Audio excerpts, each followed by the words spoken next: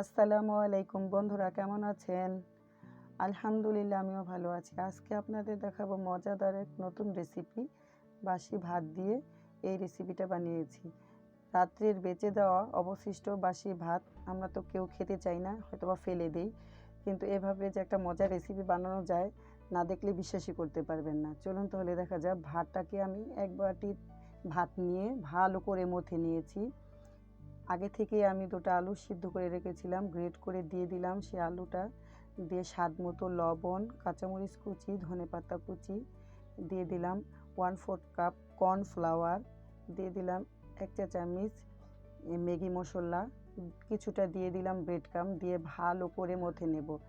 মথে নেওয়া শেষ। এখন আমি হাতে একটু তেল লাগিয়ে এগুলো লম্বা লম্বা শেপ দিয়ে নাস্তাগুলো বানিয়ে নেব। আপনারা চাইলে যে কোনো শেপ দিতে পারেন, তাও আমার কাছে লম্বা লম্বা শেপ দিলে একটু ভালো দেখায়, তার জন্য আমি লম্বা লম্বা শেপ করে সবগুলো বানিয়ে নিলাম। এখন ব্রেড ক্রাম্বে এগুলো ভালো করে চেপে চেপে ব্রেড ক্রাম্বগুলো লাগিয়ে নেব। কড়াইতে তেল গরম করে দিয়ে দিলাম এই নাস্তাগুলো ভাজার জন্য।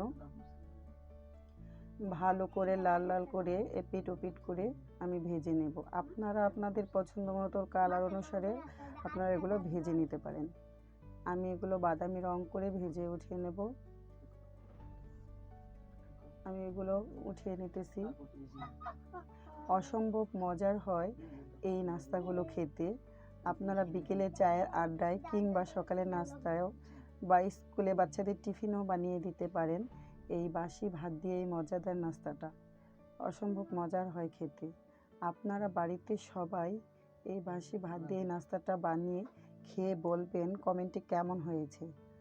আমার এই রেসিপিটা যদি আপনাদের ভালো লেগে থাকে তাহলে আমার পেজটাকে ফলো দিয়ে আমার পাশেই থাকবেন। আজকে এ পর্যন্তই। দেখা হবে আগামী পর্বের নতুন কোনো রেসিপি নিয়ে। এ পর্যন্ত সবাই ভালো থাকুন, সুস্থ থাকুন।